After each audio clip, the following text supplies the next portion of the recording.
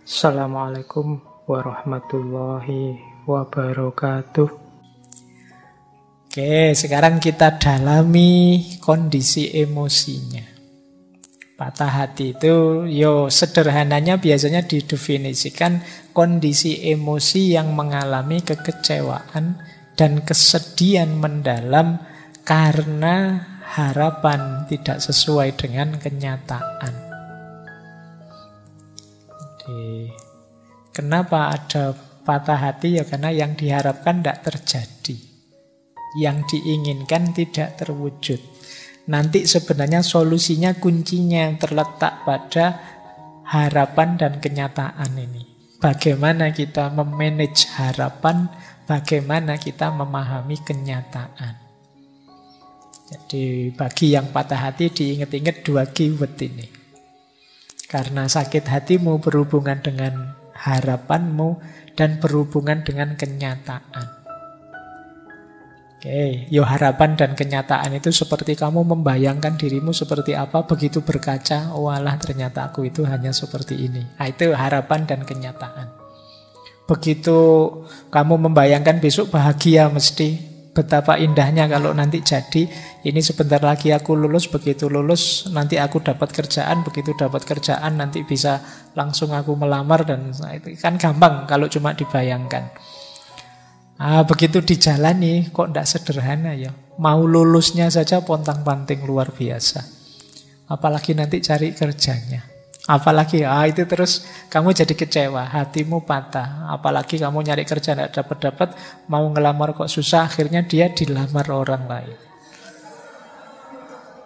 Oh, itu kamu menyanyi lagu India kalau sudah begitu. Oke, kita lihat ya.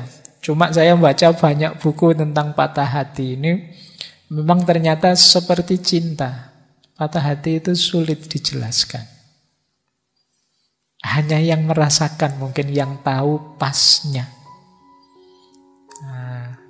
Kalian yang belum merasakan sulit. Maka malam hari ini saya tidak akan menjelaskan detail ciri-cirinya. Saya ngutip saja dari beberapa sumber, beberapa materi tentang kondisi batinnya orang yang patah hati.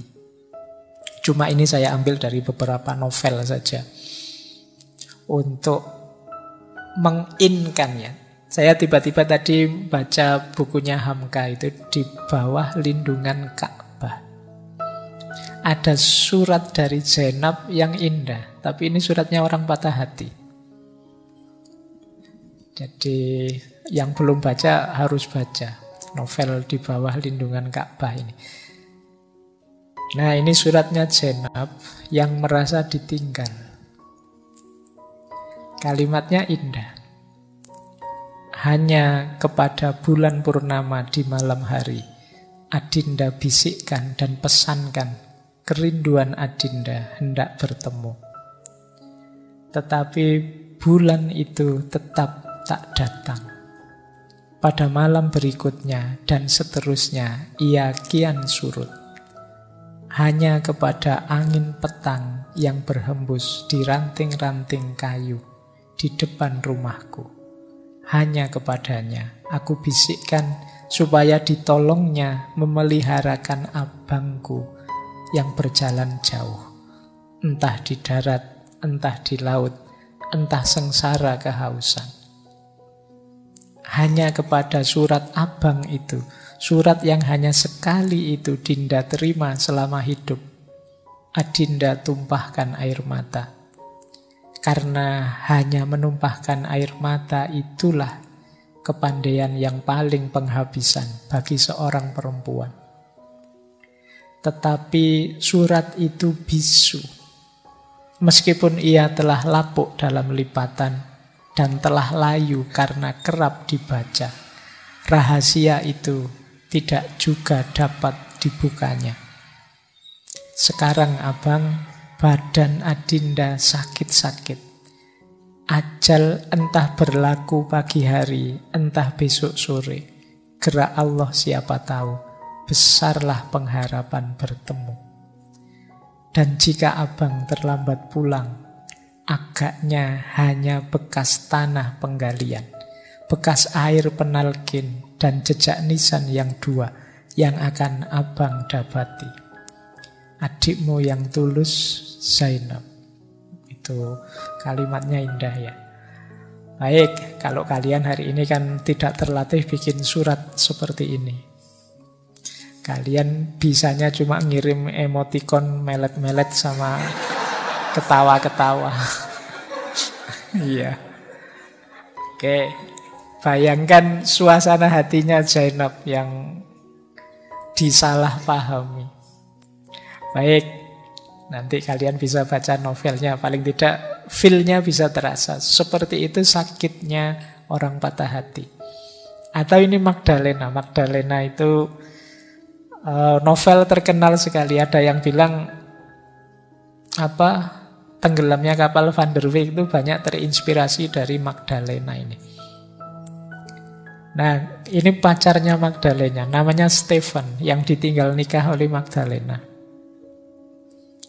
Kalimatnya menarik. Benarkah Magdalena, kita berdua telah putus, dan kita sudah menjadi dua orang asing yang tak mengenal satu sama lain? Salah satu dari kita tidak lagi ingat kepada temannya yang lain, kecuali seperti mengingat impian di masa kecil yang bekasnya telah terhapus oleh berlalunya hari dan lewatnya tahun. Benarkah jika kita bertemu di satu jalan, masing-masing akan meneruskan perjalanannya tanpa menyapa temannya? Benarkah jika kita berada dalam satu pertemuan, hubungan antara kita berdua tak lebih dari hubungan biasa antara laki-laki dan perempuan yang lain?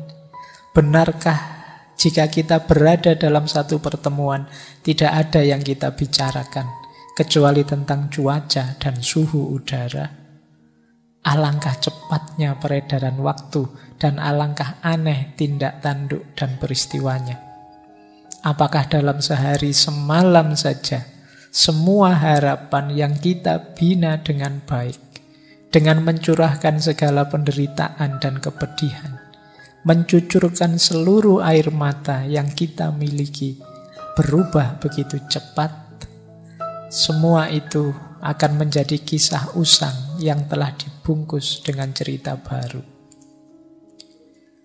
Beginikah rasanya hari kiamat? Beginikah rupanya dunia yang menjadi hancur lebur?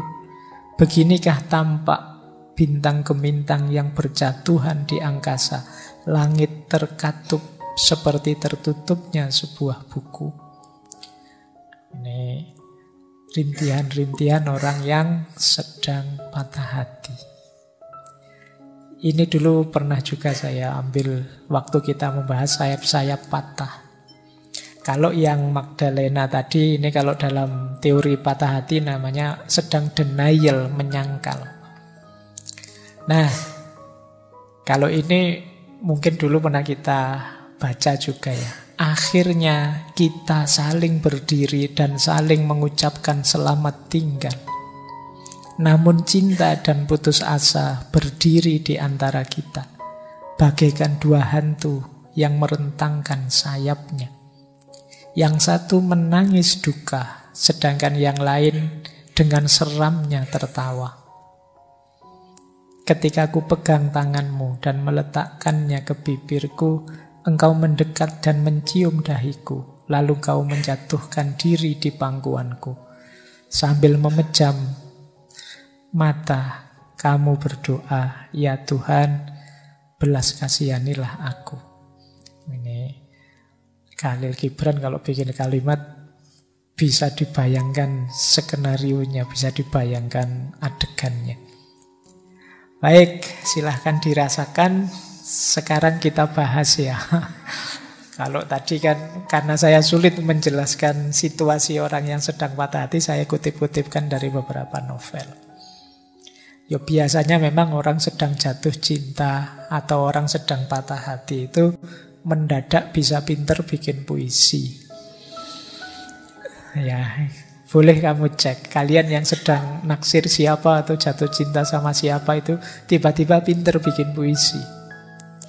Ini menarik teorinya. Seperti saya jelaskan dulu ya, bahwa di awal-awal tulisannya Jami', ketika ada seorang anak muda yang pingin belajar tasawuf, sama mursyidnya disuruh pulang dulu, disuruh jatuh cinta dulu. Kenapa? Karena orang yang pernah jatuh cinta itu hatinya lembut. Apalagi orang yang pernah patah hati itu, dia ngerti lekak-lekuknya hati. Sementara dunia tasawuf itu kan dunia penguasaan hati. Kalau hati tidak lembut, ya sulit kita bisa dekat dengan Allah. Makanya dia disuruh jatuh cinta dulu. Nah, kalian juga begitu. Nanti sesi ini tidak ada artinya kalau kalian tidak pernah jatuh cinta. Jadi, bagi yang pernah jatuh cinta bisa memahami. Oke, untuk malam hari ini saya cukupkan sekian dulu. Mohon maaf kalau ada yang kurang berkenan, mungkin 1-2 kekurangan apa, mohon dimaklumi. Kalau ada kekhilafan, kealpaan yang teman-teman ngerti benernya seperti apa, ya silahkan disampaikan. Kurang lebihnya mohon maaf. Wallahul muwaffiq, wallahu a'lam bissawab. Wassalamualaikum warahmatullahi wabarakatuh.